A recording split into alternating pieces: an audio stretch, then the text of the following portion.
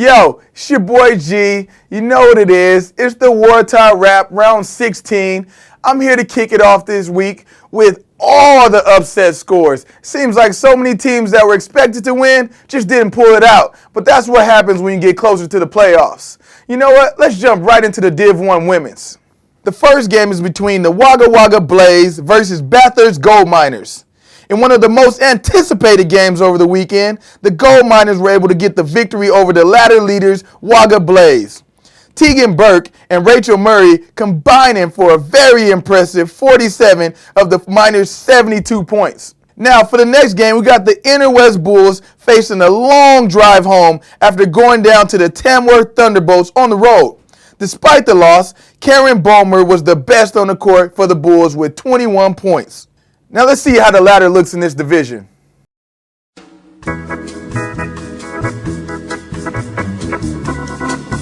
Jumping over to the Division 1 men's, the Lithgow Lasers have done it. The once undefeated ACT side Canberra Gunners have been beaten in the clash with the Lithgow Lasers. The visitors were quickly able to get back to their winning ways on Sunday, defeating the Miners at home. The Sydney Uni Lions were able to extend their dominance in the league, defeating the Bears on the road. Sam White, Alex Sapoa, and Nicholas Peters combining for 65 points. While there has been no change to the top four, with the Newcastle Hunters and also the Tamworth Thunderbolts both getting wins over the weekend. Remaining matches over the weekend, St. George were able to leapfrog the Hills Hornets after defeating them at home on Sunday, while Bankstown were able to get a comfortable home victory over the Hawkesbury Jets. Brett Foster best on the court in that one, with the Yowies and a Triple C also picking up victories over this weekend. Now let's see how the ladder lines up.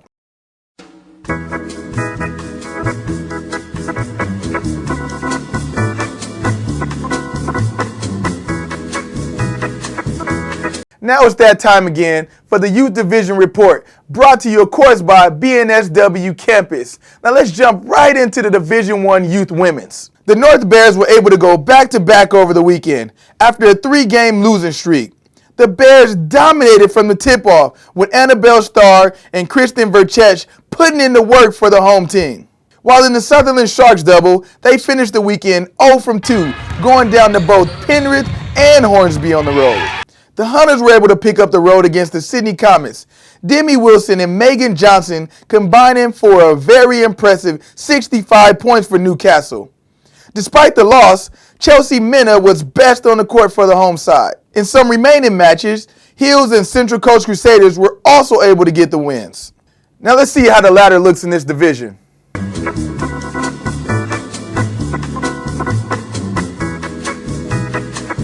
Competition leaders have had a comfortable victory over St. George at home. Zach Stussix for the Hills was best on the court, giving out 28 points. There was nothing you could do against the kid. Meanwhile, in the local derby, the Penrith Panthers have been up to finally getting a win against the Hawkesbury Jets. The close game saw 8 players from both teams in double figures. And for the rest of the weekend, saw Manly pick up a roadie, with the Waves getting the job done at home also. Now let's see how the ladder lines up.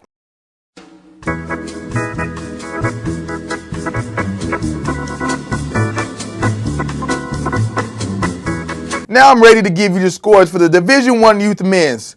Oh, and here's another mix-up. The Mossville side have been able to work their magic, abracadabra, defeating the top of the leaders, Central Coast Crusaders.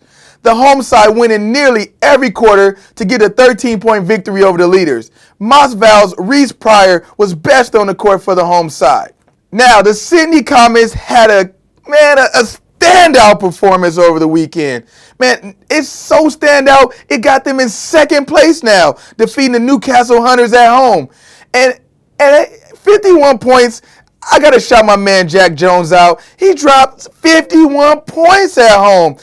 I don't care where you play, where you at, how old, how young, 51 points, that's a stand-up job, bro. Good job. The next game, we got the Mustangs trip to Bankstown. Saw them not only get the victory, but also push the Bruins outside of the top 6. Keanu Reed, not Reed from the Matrix, from the home side, and Thibault Frazee for the Mustangs battled it out on the court with the Maitland visitors getting on top. The once strong North Bears side has taken a slide, going down to one of the competition leaders, the Manly Sea Eagles, on the rooftop. Manly putting in a huge team effort with 4 players in double figures, although the standout would be Leon Rosenstein for the Bears, who still had 23. In some of the remaining matches, Blacktown and Sutherland were able to pick up the 2 points. Now let's see how the ladder looks in this division.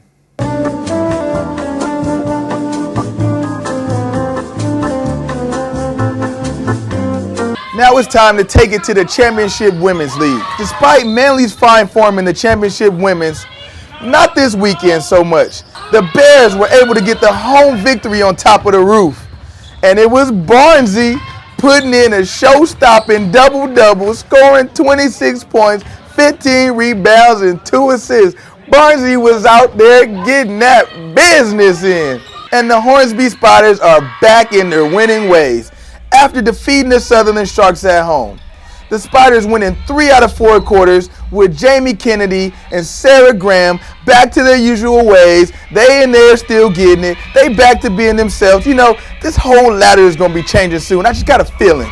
Now in the Hills Hornets double, they were able to go 1 from 2, going down to the Illawarra Hawks on Saturday before redeeming themselves on Sunday against the Bruins on the road.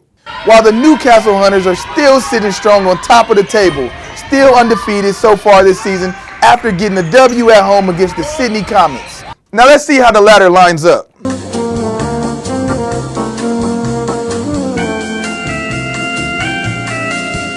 Now it's time for the Championship Men's round. And okay, let's just get this out the way.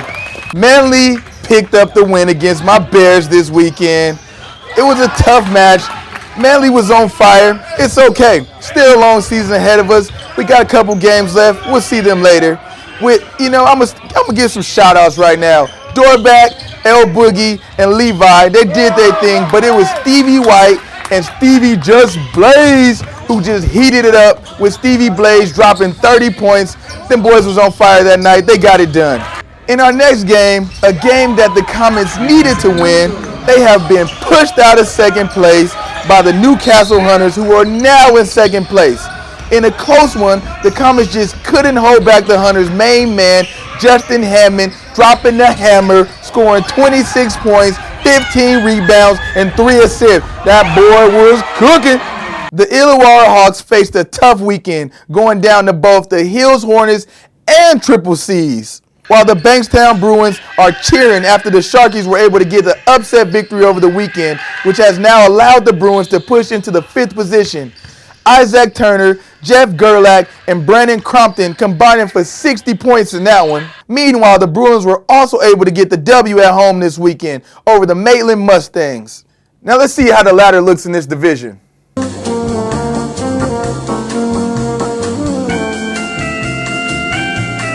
Now it's come to that time of the show where I bring you the Players of the Week, brought to you by MVPOnline.com.au. So get ready. I won't waste your time. Let's jump right into the nominations. This week for the ladies, we're going to nominate Rachel Murray for the Miners with her 16 points. And in the youth divisions, Chelsea Minna from the Sydney Comets scoring 24 points. And for the fellas, let's say we're going to go with the youth division double this weekend. Jack Jones, of course, with his 51 points. And I'm going to take Reese Pryor from the Mossvale Magic with a scoring of 20 points over this weekend. Now make sure you get your votes in on who you think should win by commentating on our Facebook or YouTube channel. Thanks to your votes, the winners from last week are Demi Wilson from Newcastle Hunters and James Andrews from the Sydney Uni Lions. Now this is when I like to give you a quote. And this week, I think it's only right that we give it to the legendary Pat Summitt.